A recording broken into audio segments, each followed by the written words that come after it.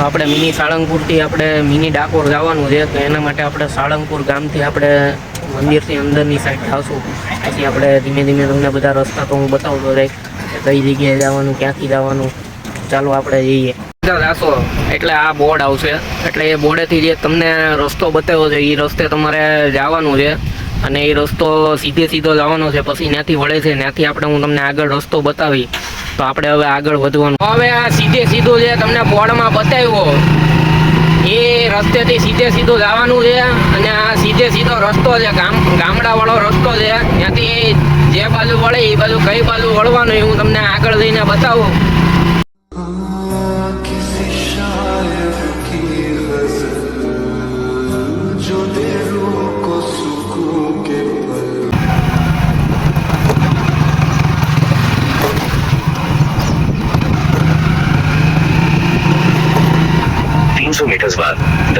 તો તમે થોડાક આગળ જાઓ એટલે તમને નાળું દેખાય. એ નાળેથી તમારે આ જે પાકો રસ્તો નથી પકડવાનો, તમારે જે આ કાચો રસ્તો છે એ પકડી લેવાનો છે. અને ત્યાંથી તમારે સીધું જવાનું છે. એટલે આગળ રસ્તો આવશે. આ જે નેર છે એ ઓલપાડથી સીધી જાય છે. તો આપણે આ નેરવાળા રોડે ચડ્યા છીએ, એટલે આપણે નેરવાળા રોડેથી ન જવું પડશે. કારણ કે મેન રોડેથી જાઓ તો થોડુંક તમારે આગું પડશે. એટલે આ નેરવાળા રોડેથી તમારે જવાનું છે.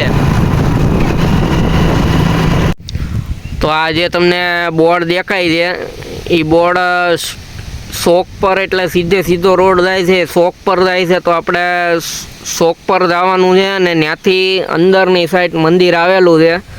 તો આ બોર્ડ તમે જુઓ તો શોક પર આપણે જવાનું છે. શોક પરથી તમે જઈ શકો છો, કારણ કે શોક પરથી સીધું પડશે. શોક પર વાળો રોડ છે એ શોક પર વાળા રોડેથી સીધું જવું પડશે. કારણ કે ગામડામાંથી નથી આપણે જવાનું રહેશે. કારણ કે આ ગામડા વિસ્તાર કહેવાય, એટલે રસ્તો અહીંથી કાઢ્યો હોય એટલે આપણે જવાનું રહેશે.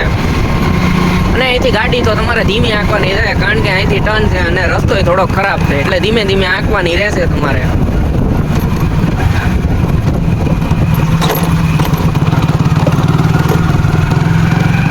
ઉપરથી તમારે જે આગળ આવે ત્યાંથી તમારે જમણી બાજુ વળી જવાનું રહેશે. કારણ કે આ 4 વ્હીલ જે ગઈ ત્યાં એ બાજુ નથી જવાનું, આપણે આ બાજુ જવાનું છે, જમણી બાજુ.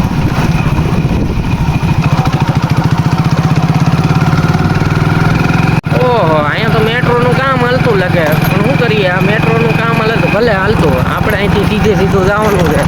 રસ્તો બહુ ખરાબ છે. શું કરીએ, રસ્તેથી સીધું જવાનું. ખેતરવાળો વિસ્તાર છે, કારણ કે અહીંયા પાણી વધારે ભરાય એટલે સીધું જવાનું.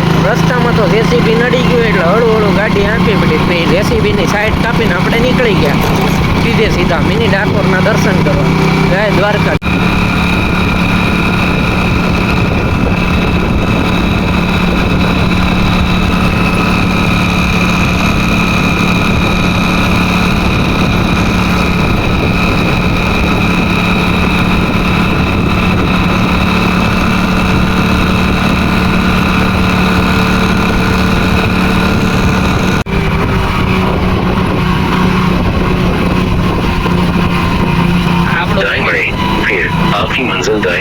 મિની ડાકોર આવી ગયું છે. હવે આપણે દ્વારકાધીશના દર્શન કરશું. જય દ્વારકાધીશ.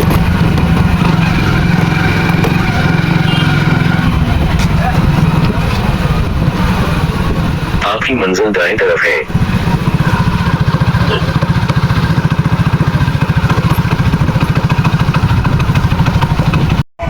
તો આપણે મિની ડાકોર આપણે દ્વારકાધીશના દર્શન કરવા પહોંચી ગયા છીએ.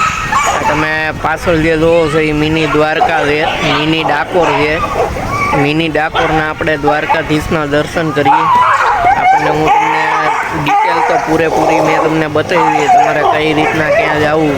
તો આપણે દ્વારકાધીશના દર્શન કરીએ. અમે તો દ્વારકાધીશના દર્શન કરવા નીકળી ગયા. અહીંયા કૂતરા તો બહુ બાંધતા હતા, કૂતરા તો આળા બહુ ઓલા હતા. હવે આપણે દ્વારકાધીશના દર્શન કરીએ.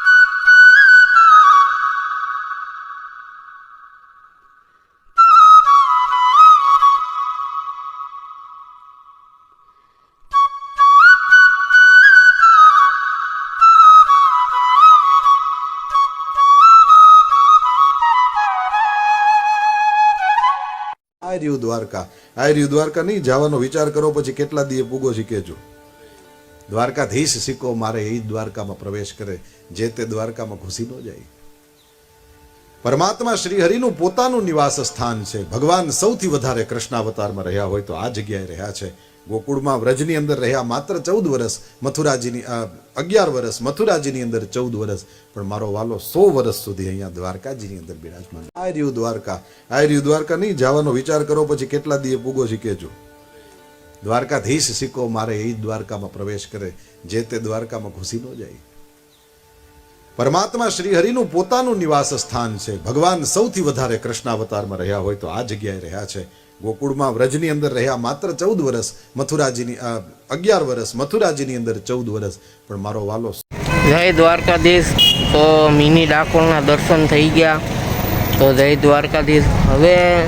હવે જ્યારે બ્લોગ આવશે એમાં કાંઈક આપણે નવું લાવશું, એટલે લાઈક કરો, શેર કરો ને સબસ્ક્રાઈબ કરો. જય દ્વારકાધીશ.